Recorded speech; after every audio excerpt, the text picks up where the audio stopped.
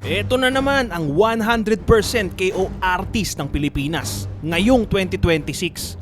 Weljon Triggerman Mindoro ilalaban kontra sa pinaka-experienced fighter na kanyang makakaharap sa buong karir na si Elias Espadas ng bansang Mexico.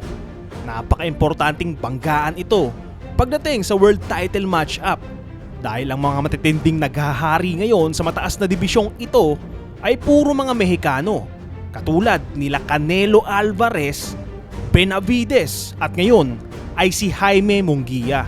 Ibig sabihin, kung seryoso talaga itong si Weljon Mindoro na maghari sa dibisyong ito, ay kinakailangan muna niyang umpisahang paingayin at pagpakitang gilas, hindi lamang sa kalaban, kundi pati na rin sa mga promoters. Kaya kung magagawa nitong patulugin ng impresibo ang kalabang Mexicano, tataas ang fight rankings ni Weljon Mindoro at mas lalong gaganda ang kanyang karisma dahil sa perfect 100% brutal knockout. Pero ang tanong ngayon ng marami, gaano ba kadelikado itong ihaharap na kalaban ngayon sa bansang Pilipinas? Muli, ito ang bakbakang Weljon Mindoro versus Elias Espadas fight analysis ngayong taon. Welcome sa ating commentary podcast patungkol kay Weljon Mindoro. Kamusta ka, brother? Ito ang ating programa ngayon patungkol sa magaganap na latest fight ni Weljon Mindoro ngayong 2026. So, uumpisahan natin yan sa tema na kaya bang maging world champion itong si Weljon Mindoro at ano ang ine-expect sa kanya ni Manny Pacquiao in terms of middleweight division. So ito, brother, isa lang natin to. Isang laban kung saan napanood mismo at nasaksihan ni Manny Pacquiao itong naka-black gloves dito na boksingero. So yan po si Weljon Mindoro na may 100% knockout ratio. So pinagtatalunan ngayon sa Pilipinas ang kalidad ng uri ng boksingerong ito, si Weljon. So sabi nila, wala daw kwenta yung mga nakakalaban ni Weljon. So panoorin natin tong fight na to kasi itong kalaban niya ditong kalbo, brother, yan na nakaputing trunks, yan po ay mas mataas ang rankings kaysa sa kanya. At naglaban po sila in terms of IBA. So ibig sabihin, quality fight exhibition match. So marami po ang nagtanghal sa IBA fight katulad ni Lomachenko at Suarez, no? So napaka-importante po ng fight na to. At dito natin makikilalang lubos etong si Weljon. So brother, kung taga saan ka, i-comment mo dyan para mababati natin yung pangalan mo. So dito medyo nagiging aggressive si Weljon Mindoro. Bagamat yung kanyang kalaban dito, brother, talagang lehitimong mabigat, no? At mukhang matigas yung pangangatawan. Pero anong ginagawa ni Weljon? So nagiging magandang panghimagas yung uppercut ni Weljon dito. And mukhang hingal na hingal yung kanyang kalaban. At ito, start na natin. Nanonood pa yung mga bigating fighter, no? Mga pound for pound top caliber.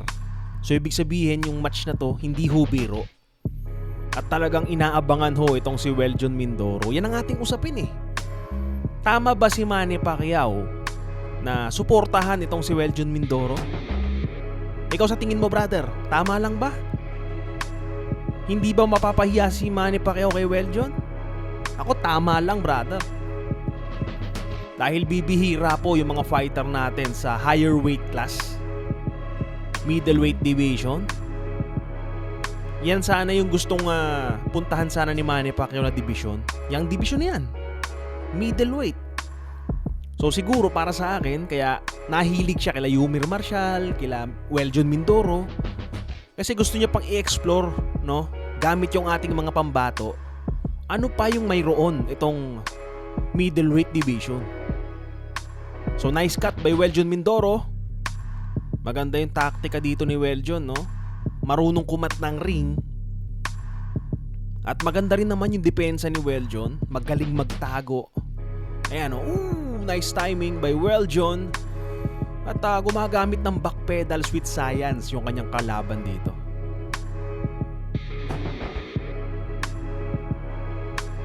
So kung naghari sana si Manny Pacquiao sa division na ito, no? Siguro 9th division champion siya. Napaka-imposible na nun talaga. Lihiti mo. Pero hindi, brother, dahil ayon kay Manny Pacquiao, iba yung suntok dito. Yung mga ganung bitaw ni Weljon. Bagamat mabagal yon sa katulad ni Manny Pacquiao na fighter, mabigat ho yun. Dito ho kasi kahit gaano kakabilis, pagka hindi ka marunong sumalo ng suntok or wala kang antas lang level na sumalo ng suntok na ganun, talo ka rito kahit gaano kakabilis. So I'm trying to say, brother, yung mga suntok dito, brother, hindi biro, no? Ang kagandahan lang kay Weljon, marunong siya sumalo. I mean, yung adaptability ng punches dito, kaya ni Weljon. Pero si Manny Pacquiao, yung suntok sa gantong division, hirap na. Eto na, brother, nagising na. Paano siya nagustuhan ni Manny Pacquiao? Pak! May suntok sa bodega. Okay, kaya magpalambot ni Weljon ng kalaban. Hindi siya convincingly one-sided, no? Pag pinanood mo si Weljon, hindi siya one-sided na lamang si Weljon, hindi ganun eh. Kumbaga ang taktikang ginagawa ni Weljon dito, killing me softly. Palalambutin kita hanggang makatikim ka ng mas malakas na suntok sa long term. Tulad ng ginagawa niya dito. So nagkaka-idea tayo, no? Kung ano yung pwedeng Weljon Mindoro na lumabas kontra kay Espadas ng Mexico ngayong taon. So wag kang malilingat, brother, ha, kasi i-discuss pa natin sa dulo ng video sino ba yung Espadas, paano gumalaw, ano ang estilo, delikado ba si Weljon. Yun ang ating pag-uusapan.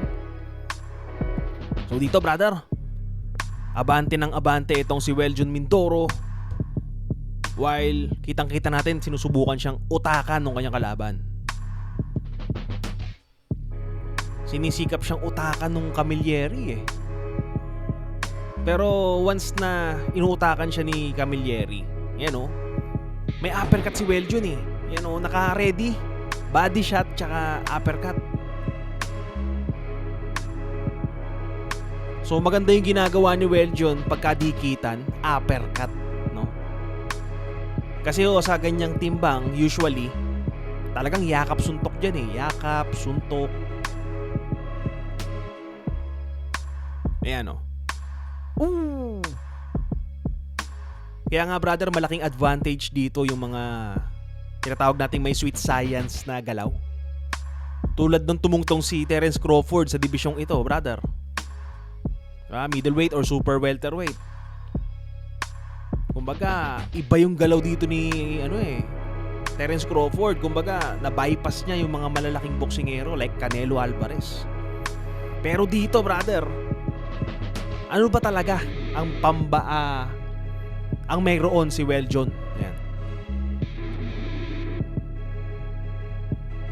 So parang bulldozer pala itong si Weljon Mindoro. Kaya niyang lupigin yung mga sweet science move. Uy, brother, ang bibigat ng pinakawalan doon ni Weljon. Ayun, nagulat yung kalaban, brother. Bugbog sarado. Iba't ibang varieties of punches ang nakita natin kay Weljon, no? Suntok sa bodega, uppercut, hook. Eto na. Mindoro for the kill. Uy! Ang bibigat nun. Ang bibigat, lahat tumatama lahat. Hindi pwede yan sa middleweight, brother. Nasasaluhin mo lahat ng suntok sa middleweight. Nag-groggy na yung kalaban, brother. Nako, lumalabas na ng ring.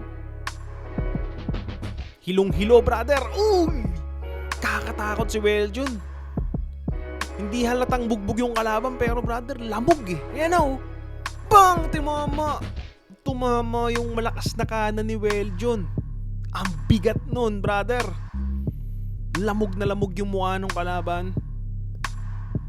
At dito nagsimula, brother. Mapanood ni Manny Pacquiao itong Weljun Mindoro. Bang! Talagang matindi. Parang bulldozer, oh. Pak! Ayan, tinapos na, brother, ng referee. So, dyan po nagsimula mapahanga ni Weljun Mindoro ang 8th Division King Manny Pacquiao. Ayan po, no? Pero ano pa ba ang mayroon si Weljun Mindoro? Kasi baka natatabangan kayo eh, no? Eto, brother. Yung pinaka-latest fight ni Weljun, paano siya kumilos ngayon, no? So, ito na yung improvement, no, ng Weljun Mindoro. So, dito mas maingat na si Weljun. He's trying to utilize yung kanyang jab, distance. Ooh! Bagamat nakaka-counter siya dito, siguro kailangan pa ma-improve yung kanyang depensa. Kasi ang delikado dito sa mga higher weight class fighter or champion. Mahirap magkamali sa division na ito. Isang suntok lang na mabigat ang tumama sa'yo, tapos ang boxing. Siguro kailangan pang i-develop ni Weljun para sa akin yung speed, no? Tsaka punches accuracy. Uy! Pero dito okay na yung ingat niya, no? Marunong siya gumamit ng reach, no? At nagkakaroon na siya ng ring IQ sa loob ng ring o ring generalship. Kasi importante sa fight na to, brother, kahit sabihin nating power puncher yung mga katunggali dito, importante rin makuha mo yung puntos. So, tatanungin kita, brother, ano ba yung kulang kay Weljun Mindoro para masabi nating maging handa na sa World Championship? So, pinakamalapit-lapit makakalaban niya yung si Munguia.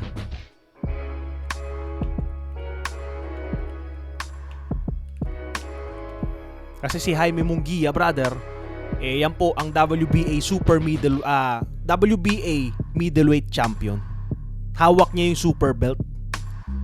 So, ito, brother, mukhang pinapalambot na ni Weljun yung kalaban.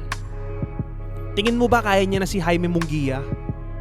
Tong si Weljun Mindoro? Para sa akin pwede na. Manalo matalo, experience, 'di ba?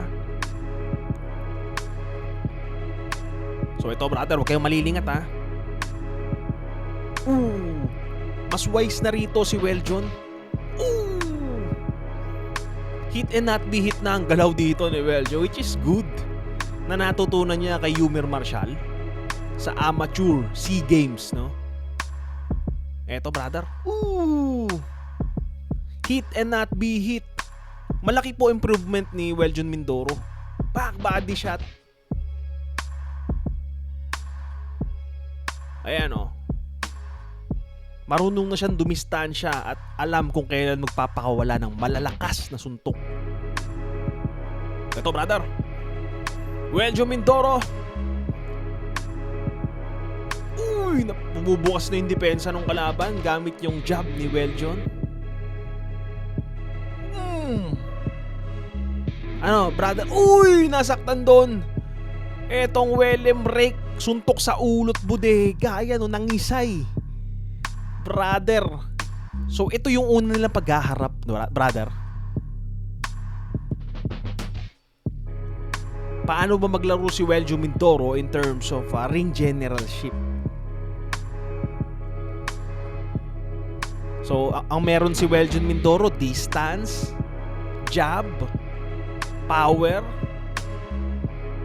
So, yung tatlong yun, big deal yun sa boxing, brother. Mabilis lang to, brother, ha? Huwag kang malilingat dito. Then, sa dulo ng video na to, brother, isasalang natin yung galaw at estilo nung kanyang makakalabang si Espadas. Doon natin masasabi na kung sino ang lalamang O delikado man lang ba si Weljon? At isang trivia brother patungkol sa mga kalaban ni Weljon Mindoro, yun po ang pinaka-experienced fighter na makakaharap niya sa kanyang buong karir. At alam niyo ang kakaiba brother, Mexicano. Ang Mexican opponent brother, hindi biro. Yung kalaban niya kasi dito, Indonesian fighter, no?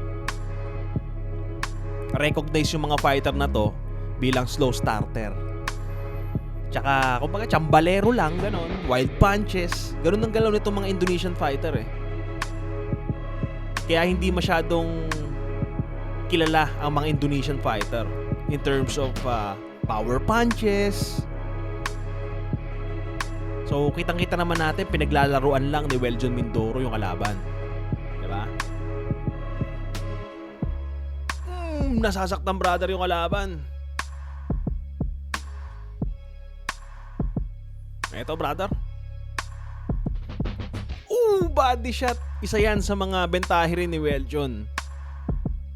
Yun yung mga nakikita ko rito based sa mga video na napapanood natin.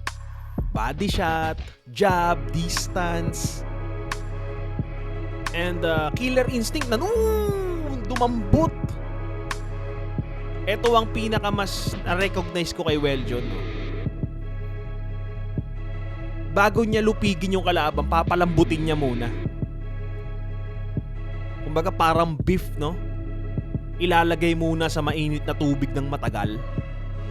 Diba? Tinutusok-tusok muna bago maluto ng sobrang lalamunin. Ganyan po ginagawa ni Weljon Mindoro. May similarities sila ni Edwin Valero. Mas mabilis lang at saka mas aggressive yung Valero. Pero in terms of ring IQ, tingin ko mas ahead itong si Weljon Mindoro sa IQ. Kilala nyo ba si Edwin Valero, brother? Yung 27 win, 0 loss, 27 knockout. So ito ang ating Edwin Valero ng Pilipinas. Yan pinapalambot eh. Pag pinanood mo si Weljon, parang ordinaryong boksingero lang eh. Pero pag sinukat mo sa power, iba si Weljon. 100% KO artist na hindi halatang power puncher pero mabigat yung suntok eh. Pak! Uy! Parang nagpalaglag lang ng elepante, brother. Ito naman. Paano lumaban si Weljon sa native land? Ang importanteng makita natin dito, meron bang endurance o kaya bang sumalo ng suntok ni Weljon?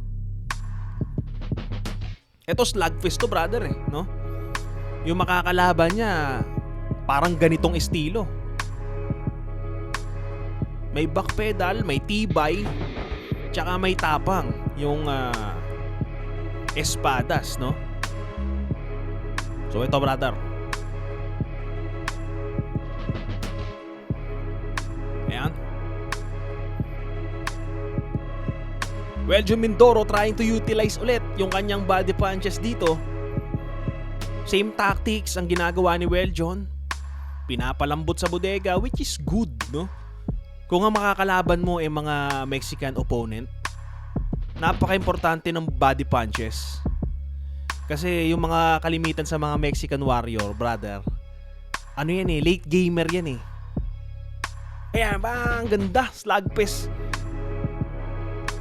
Ganito lumaban si Weljon sa mga slugfest fight, no? Which is nakita natin, effective talaga. Napapa-atras yung kalaban. Nasasaktan brother sa body punches. Wala na, bibitaw na yung depensa ng kalaban. Off guard na eh. Fuck! Ayun na, ang bibigat nun brother. Grabe. Ganyan po si Weljon in terms of slugfest fight, no? No mercy. Babangon pa ba to? Yan ang ating antabayanan. Yung suntok panapos ni Weljon. Pinayagan pa. Ayan na. Suntok panapos. Weljon Mindoro for the kill. Uy! Wala talaga. Ito huli, brother. Ang pinakahuling sandata ni Weljon. Yung tinatawag nating counter punches. No? Bagamat bibihira sa middleweight yung mga counter punches, dito merong baon itong si Weljon. At ganito rin yung pwedeng gawin ng Mexican Warrior, no? Oh, munti ka na rin yung kalaban. Eto, dikdikang labanan to, brother. Patibayan ho ito ng legs, no? Ayan, no?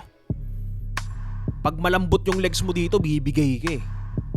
Pero dito nasubok yung mga binte ni Weljon na okay na. Yan ang dapat katakutan ng Mexican opponent, no? In terms of slugfest. Lamang na lamang po si Weljon pag malapitan, no?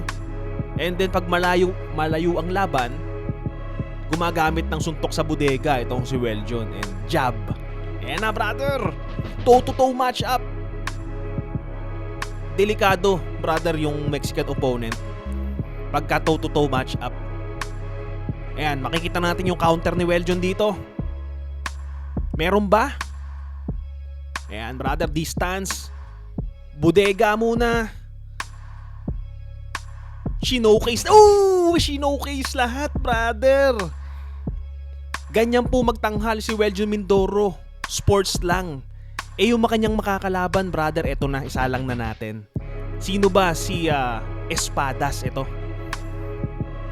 So yung naka black gloves dyan, yan po si Espadas. Paano magtanghal? Eto, brother. Sana umabot ka sa dulo ng video na to para nakilala nating lubos sino ba yung makakalaban ni Weljon, no? So medyo maingat, lumalaban through distance at hinahanapan lang ng butas yung kalaban dito. 1-2 combination and then atras agad, no? Malakas yung upper body ng kalaban niya rito. Tong si Espadas po, yung naka-black gloves, very balanced and kumbaga may galaw din sa labas eh, oh. Back pedal.